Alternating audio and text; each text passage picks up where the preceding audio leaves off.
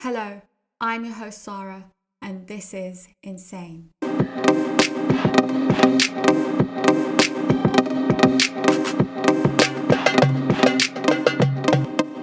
Welcome to the 7th episode of the Insane podcast. I hope everyone's doing well. Now, today I want to discuss the first traumatic experience man ever had, the consequences of which are still felt today. And that is the fall of Adam and Eve from paradise. Now, in the Quran, we're told that Adam and Eve were given one rule, and that was to not eat from the forbidden tree. And this was their only task. And despite the seemingly simple request, they were not able to fulfill it. And in this story, one can learn a lot of things about trauma, the stages of trauma, and then eventual redemption, which I think is quite significant. I think that we experience various degrees of this trauma throughout life in different ways.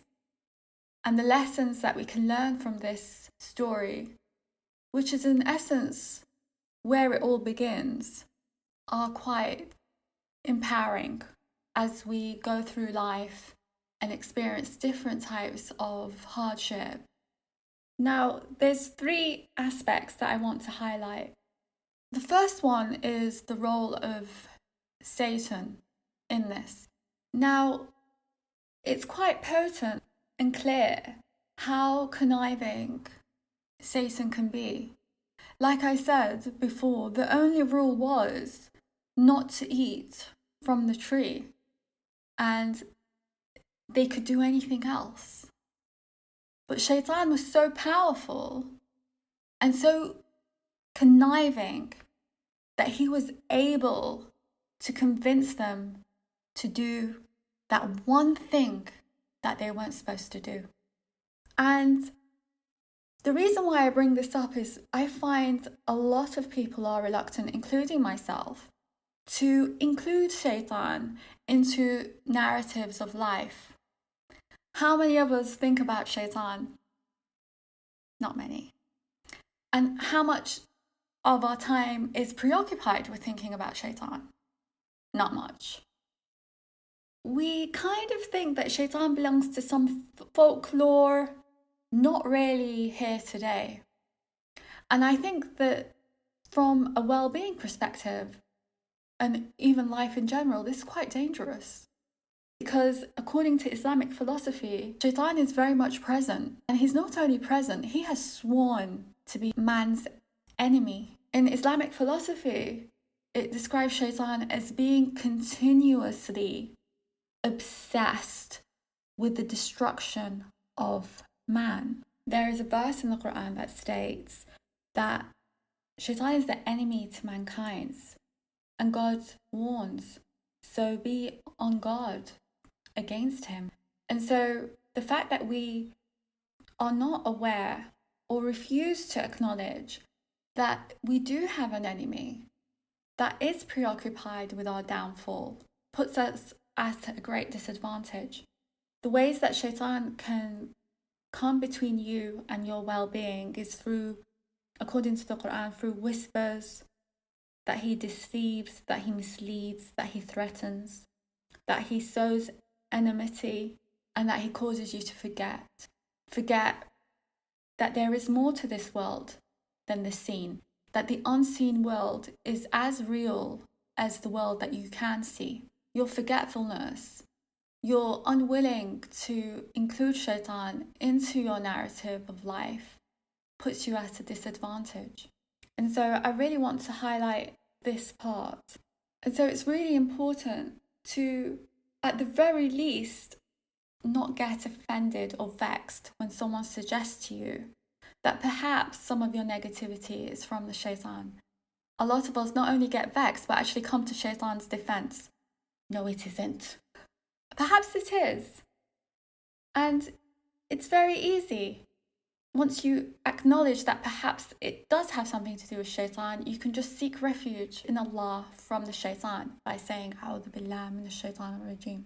So I think that's very important, because I think this is missing from discourse on well-being.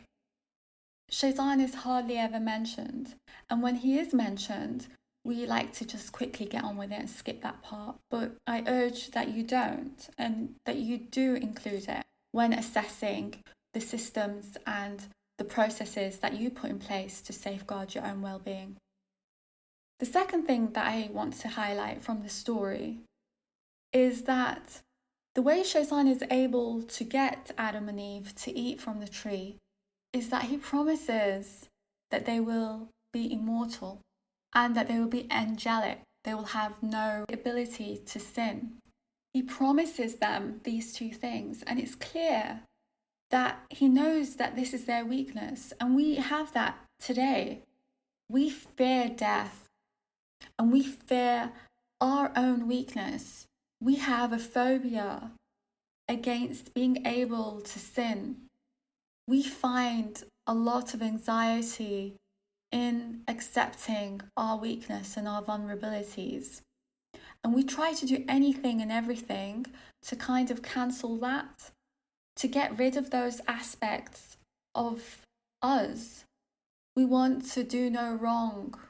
We want to not live in fear of death. But perhaps one should, instead of working against these natural tendencies that exist in man, because it existed in Adam and Eve whilst they were in paradise, so of course it will exist with us whilst we're here on earth. And so rather than working against them and trying to get rid of them or numb them, perhaps one should accept that this is part of being human. Your vulnerability, your weakness, your ability to sin. In this ability to sin, there is also a positive side, because in this first act of disobedience, there is also an act of free will. You have the freedom to behave as you want to behave. They had the freedom to eat from that tree. And the concept of free will is important because you can't judge an action to be good or not unless you have the freedom of choice to commit to that action. And so this gives purpose and meaning to asking for forgiveness, which I'll get to in a second. So the lesson of free will is important. Otherwise, if you had no choice, if you had no free will, then it doesn't really count for anything. I think what else is important to point out is that there is a theory within the well-being discourse that you inherit the trauma of your parents. And as we saw in episodes 5 and 6, there is the philosophy in Islam that a negative action can have repercussions far greater than the immediate environment that the action happened, and that negative actions can perpetuate and multiply and affect many, many people. And this is also the case in this story. We have the transgression of Adam and Eve, and then we have our reality, our subsequent reality of being here on earth. So in essence, we are a product of that event. And by being here, we share in that event. I hope that makes sense. So perhaps the feelings within us, the feelings of anxiety, of being stressed out by simply living, of not feeling total feelings of content with being alive all the time, is perhaps a natural disposition that a human has, given the origins of the events that we come from, the events of being removed from heaven. And so perhaps when you do think about your own happiness and success, you should give that some consideration and perhaps change your notions of being happy to not constantly feeling like you want to sing and dance, but perhaps something more subtle, feeling at peace and feeling content, or just feeling okay. Because I think a lot of pressure comes from self-doubt. When you are feeling a bit low, there's a lot of pressure to not feel low.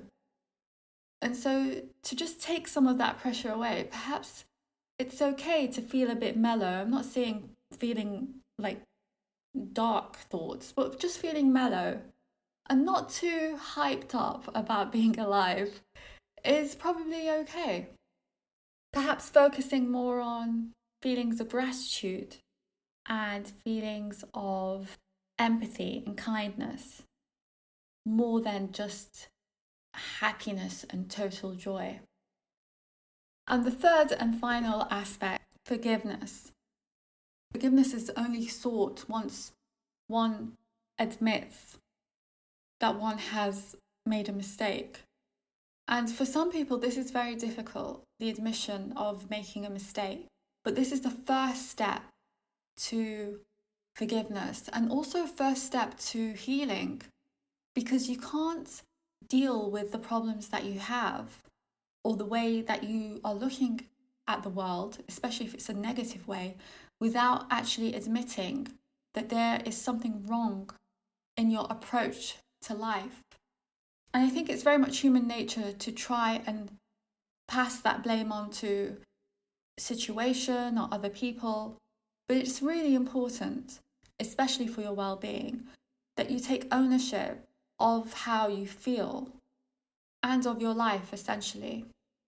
So taking ownership and admitting that perhaps things need to change for the better within you is a step towards leading a better, more healthier life. And it's the same thing. When we sin, we have to admit that we have transgressed and that we are weak. And then we ask for forgiveness. Forgiveness doesn't come without admitting that you've made a mistake.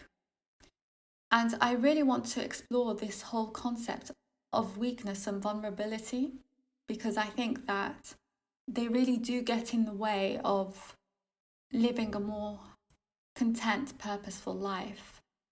And just one other thing about forgiveness. Just as we can see from this story that we have a very merciful, forgiving God, it should also inspire forgiveness from you towards other people. Because forgiveness allows for redemption. This is especially important for the type of society that we live in today. We have something called cancel culture, where we find if a person does a mistake or has made a mistake and it comes to light, we are to cancel that person out. If he has a position or she has a position of power, we are to take it away from them. If they are knowledgeable and have contributed to knowledge, we are to nullify all their knowledge. And we completely cancel this person out, push them out and seclude them from our societies. And this is wrong. It is in our nature to make mistakes. Like I said, our significance and the significance of our actions is based on the fact that we are able and can make mistakes. And so we should learn to be more forgiving, so that when we show forgiveness to others, we can be forgiving towards ourselves, and God, hopefully as well, will forgive us.